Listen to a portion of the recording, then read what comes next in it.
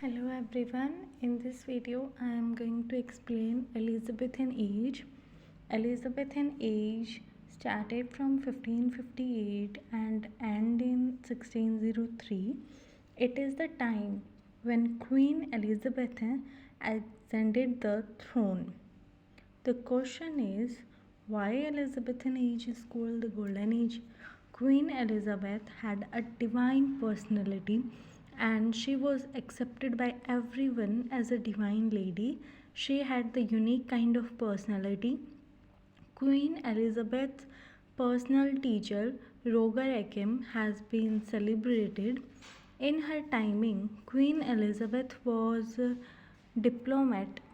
She checked all the barons and all the people, those who were causing rebellion, as people were not happy with a female queen, but using her wits and diplomatic skills, she pacified everyone.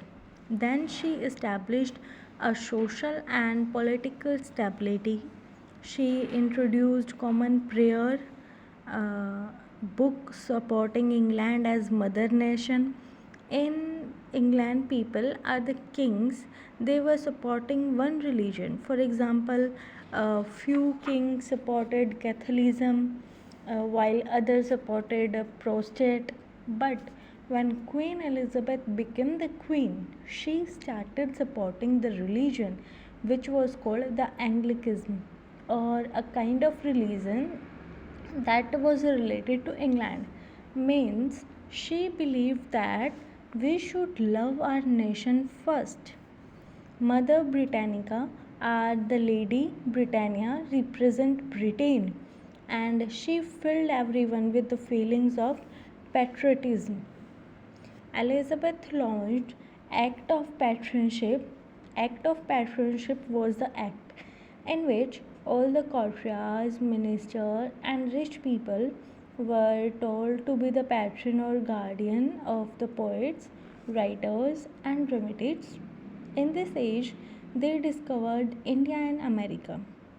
For example, India was discovered by Vasco da Gama in 1492 and America was discovered by Columbus in 1498. So, this was the time, that duration of 1558, they already had two big colonies like America and India. So Elizabethans were very affluent.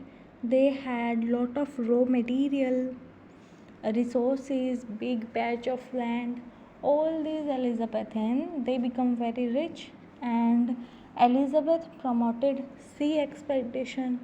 For example, all the criminals, those who were given death punishment, Elizabeth gave them another choice, to go in search of islands.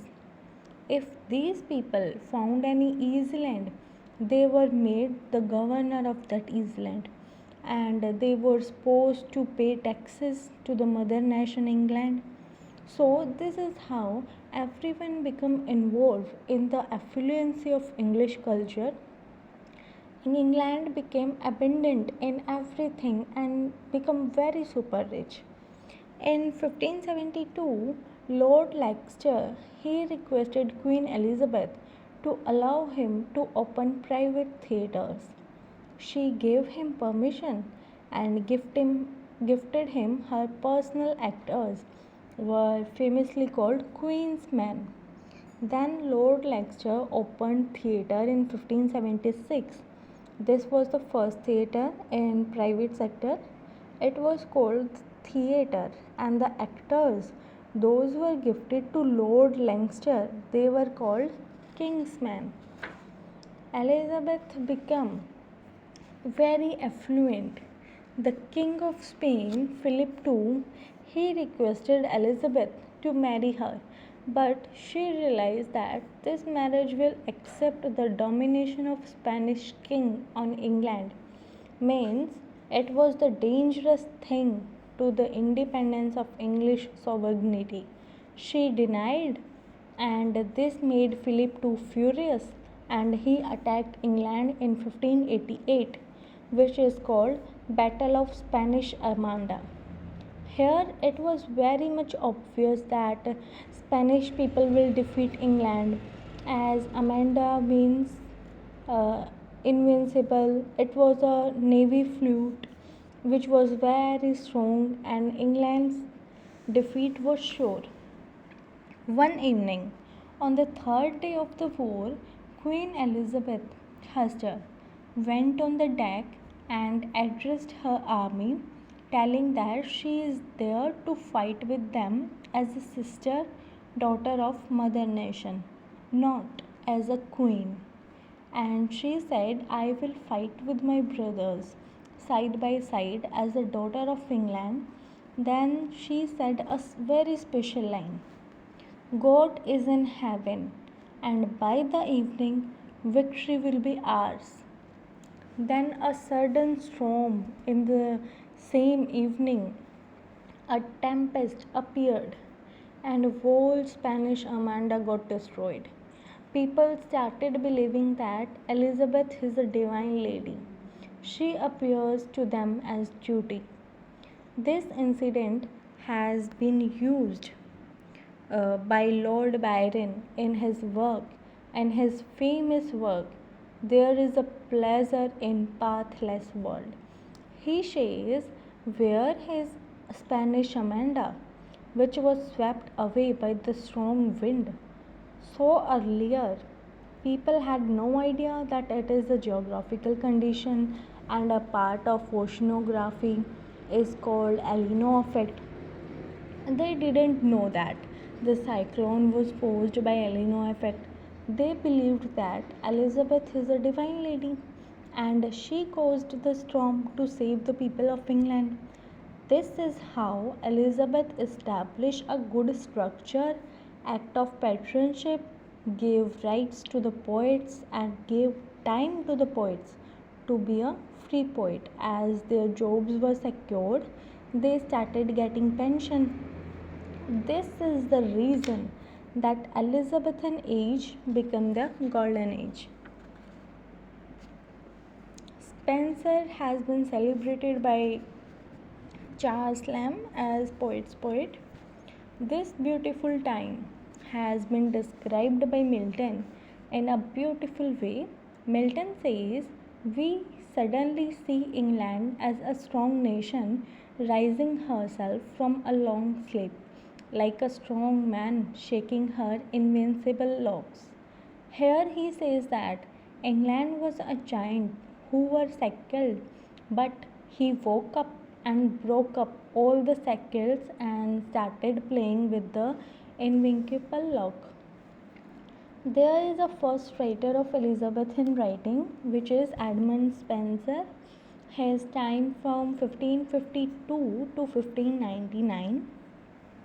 He was born in East Smithfield and he was appointed as the governor of Ireland. His whole life is very amazing. Earlier, he was living the life of a shepherd. Then, he started writing small poems and he gifted a dedicated fee of these to Queen Elizabeth. Wolfgang courtier was got impressed by this thing and he introduced him to Queen Elizabeth and she got influenced by the writing of Edmund Spenser. Then she appointed him as the governor of the Ireland. When Spencer went to Ireland and he found that Irish people were planning a rebellion against English army, Spencer joined them. But in secret, he started working as a spy of Elizabeth. He leaked all the secrets of Irish revolutionary to Elizabeth, but one day Irish found that it is Spencer who is leaking all the secrets and tried to kill him.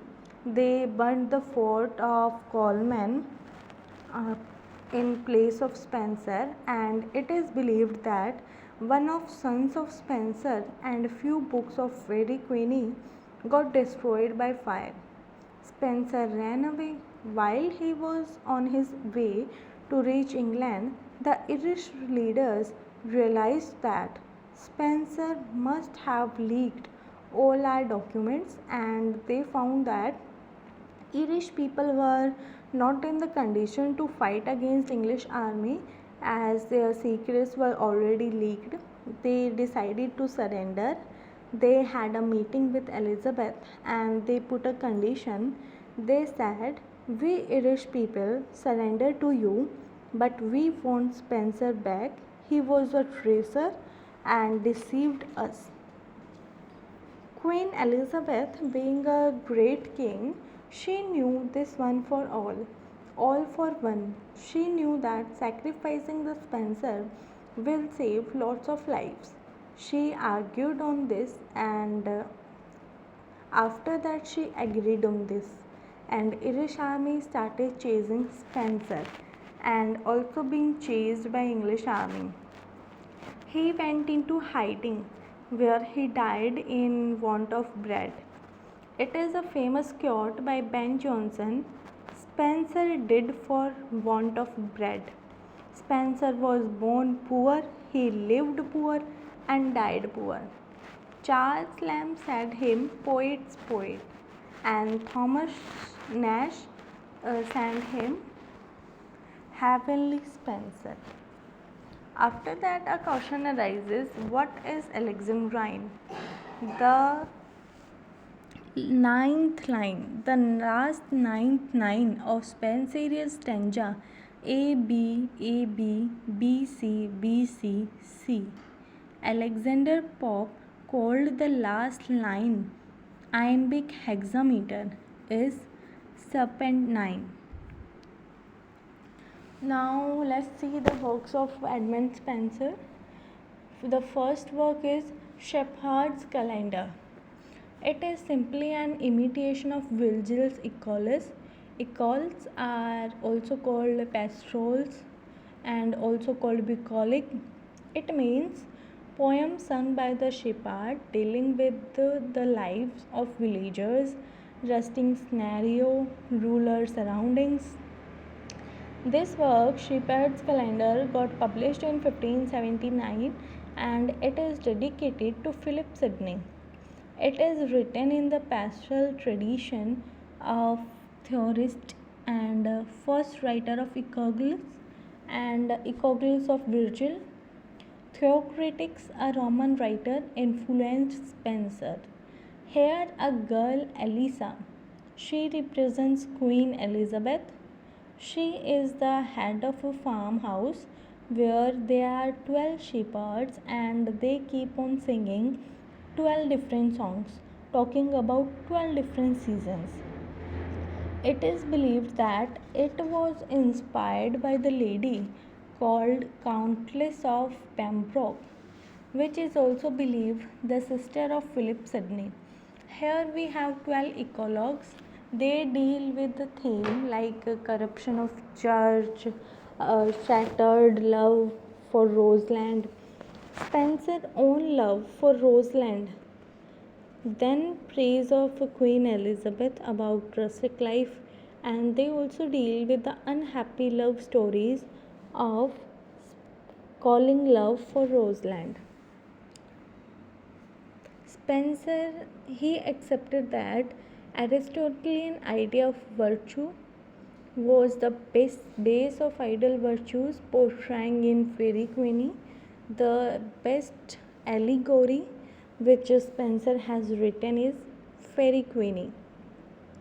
The original idea of Spencer was to compose 12 books in which he had to deal with 12 virtues, but he couldn't complete, and presently there are 6.5 books. It is believed that it is written under the oak tree nearest to his fort. Spenser's Fairy Queenie has 12 knights from Round Table. This is the reason we believe that he must be dealing with 12 books, one book, one night, because in present books there are 6 knights dealing with different books. Some Fairy Queenie and manuscripts were destroyed or burnt by Irish army. Still we have 6.5 book. They were collectively published in 1609. First three books were separately published in 1590. Then next three books were published in 1596, and then the final publication comes with the sixth and half book, which is in 1609. It is said that Spenser's Fairy Queen is cloudily unwrapped in allegorical devices. So let's see the story of book 1. Book 1 deals with the virtue of holiness, chastity, honesty, and it is personified by Red Cross Knight. Red Cross Knight belongs to the Round Table of King Arthur, and he is protecting the Lady Una from the false religion.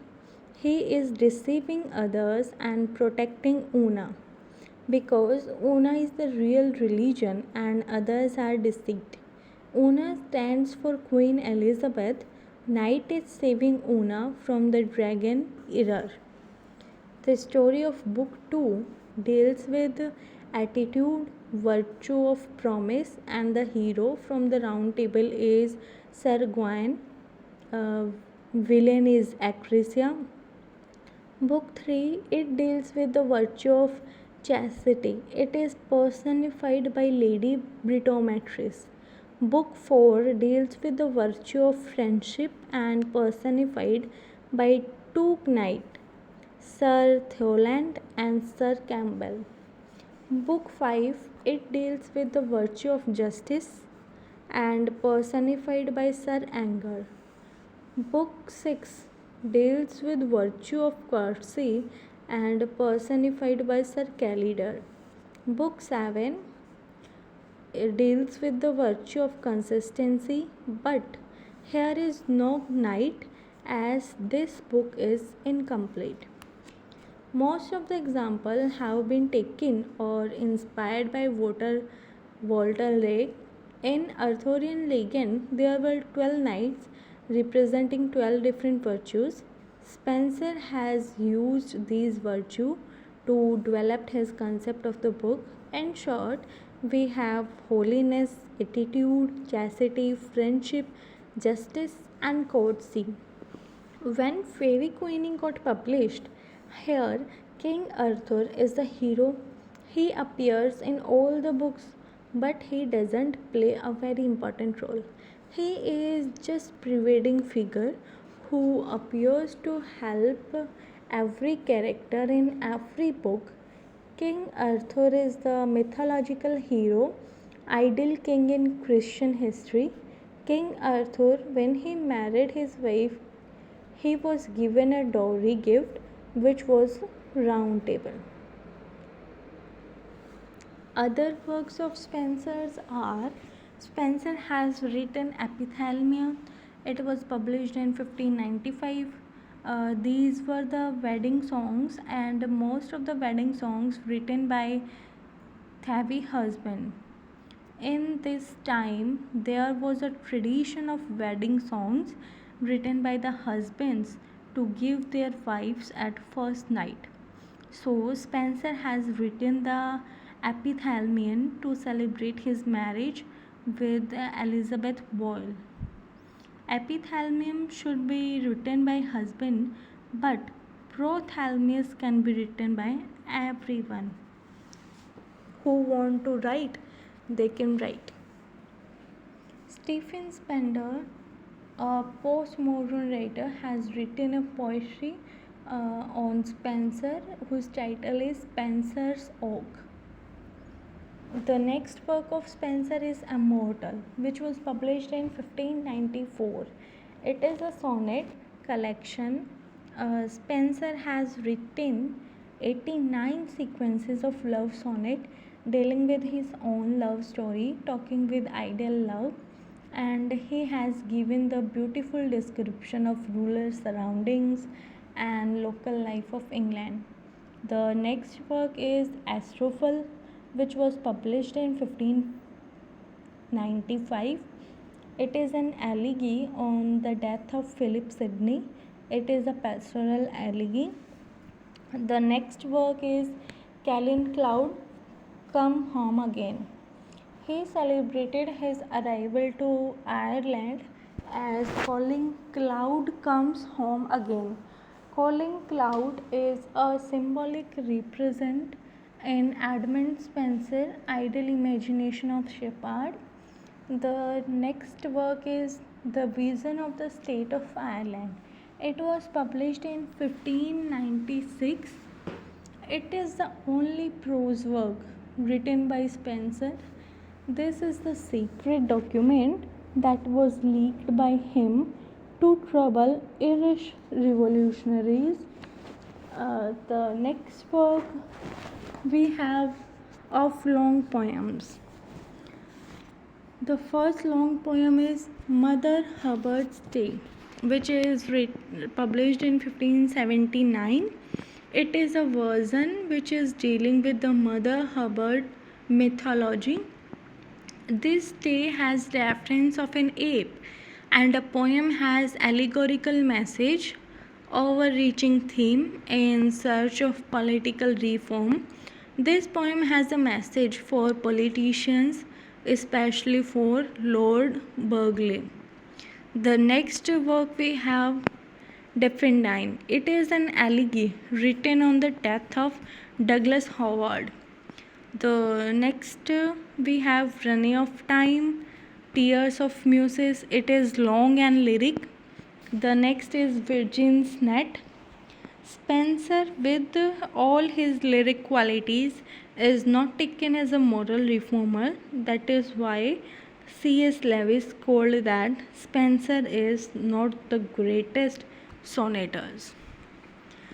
The next writer of Elizabethan Age is Philip Sidney. His time was from 1554 to 1586. He has been famously called idle Renaissance man. King Arthur was a symbolic figure with 24 idle men's quality. It became a tradition that everybody started imitating King Arthur's standard to be one of them to look like. Philip Sidney was the one who has same standard. He was perfect in everything. He was scholar, writer, warrior, every type of person.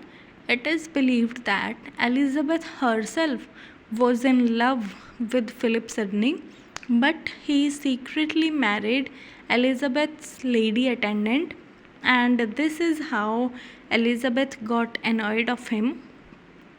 Philip Sidney was also called epitome of mankind. He died in the Battle of Zieten, and here he offered his own water to the enemy soldier who stabbed him. He said, "Thin need is more than mine."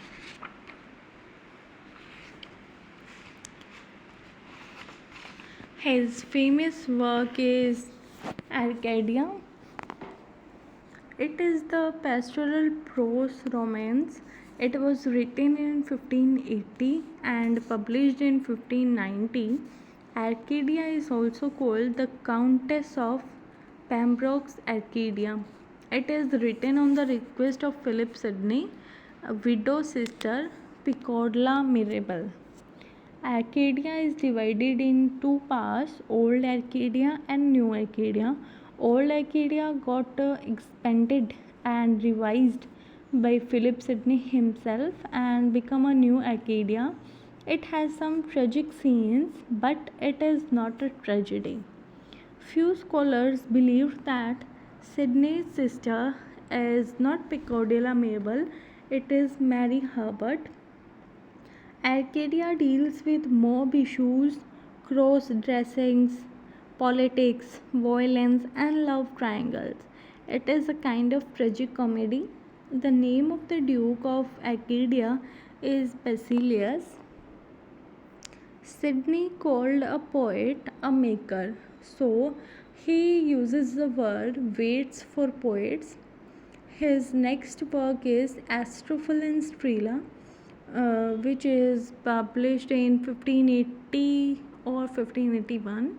It has 108 love sonnets, 11 songs. Astrophel, a star lover, and Stella is a star. It is a mythology. Astrophel was a shepherd. He watched stars and fell in love with a beautiful star called Stella. He kept on watching the star, but he could not marry the star. The sonnet have been dedicated to his beloved Penelope Rich, though he could not marry her, and she married someone else and became Philip Deveros. The question arises here. In last 108 sonnet, what does Sidney promised? He promised that he will continue his writings and he keeps celebrating his love for the lady. Philip Sidney's sonnet have a hero called Cupid, the god of love. The next work is Defense of Poesy, which was published in 1582. In this, he replied an attack by Stephen Gons. Stephen was a clergy. He read Plato's attack on poetry, got charged, and laid his own comments against poetry. Stephen Gosson wrote a pamphlet calling poetry of school abuse in 1579. Sidney replied this in the work Defense of Poesy. He answered Gosson's question, charges, and it became famous. It is the first official reply to Plato itself.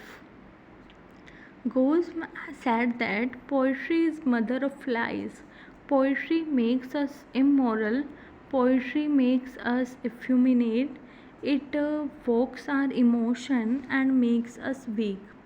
Sidney replied that poetry is not mother of lies because poetry talks about good visions. It never promises, and this is the reason when poetry doesn't promise it, it doesn't lie.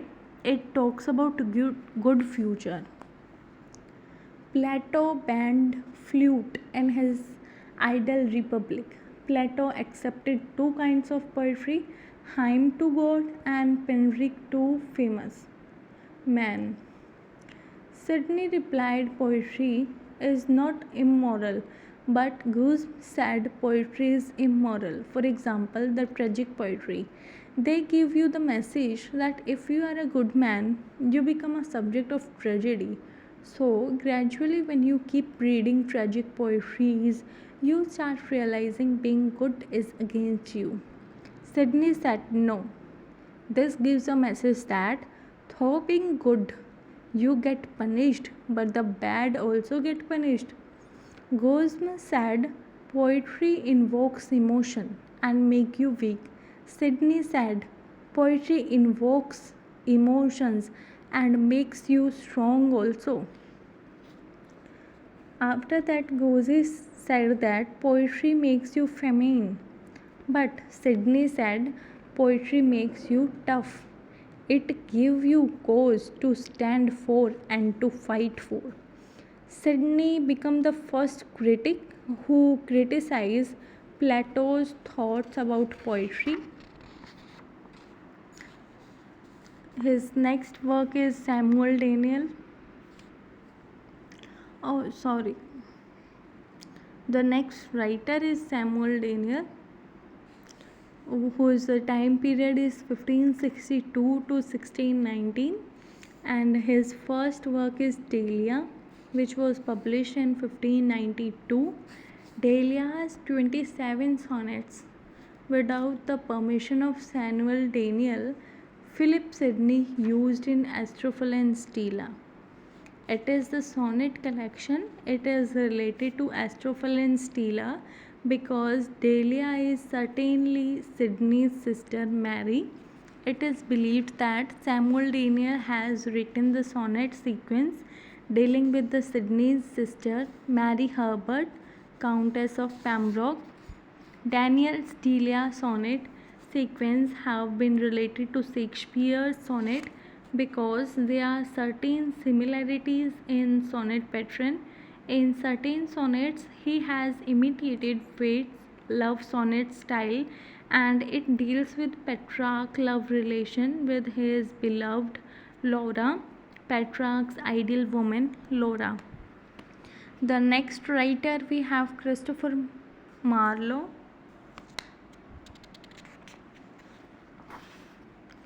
Uh, whose time period is 1564 to 1593. He wrote once a long lyric, a passionate shepherd to his love, and this lyric has beautiful line which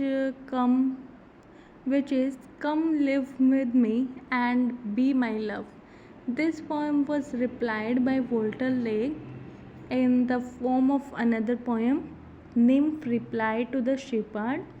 His other famous work are Dr. Faustus, which is 1592, and The Jew of Malta, published in 1589, and Tambourine, 1590. The next writer we have is William Shakespeare, whose time is 1564 to 1616. He is known as the Bard of Avon. He is also called Seven of Avon. He has written 154 sonnets. 126 sonnets are dedicated to W.H. William Herbert, Earl of Pembroke, and 26 sonnets are dedicated to Dark Lady, which is simply believed to be Mary Fitton. Two sonnets are published later.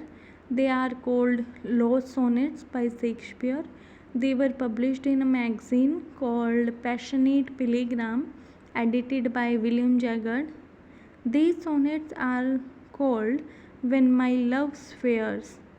Shakespeare says, when my love swears or takes the oath on the name of God, I know she is deceiving me, but it is my love that makes me trust her. Another sonnet is Two Loves I Have of Comfort. Here he says that I know, he knows, or he is talking about his extramarital affair and his beloved.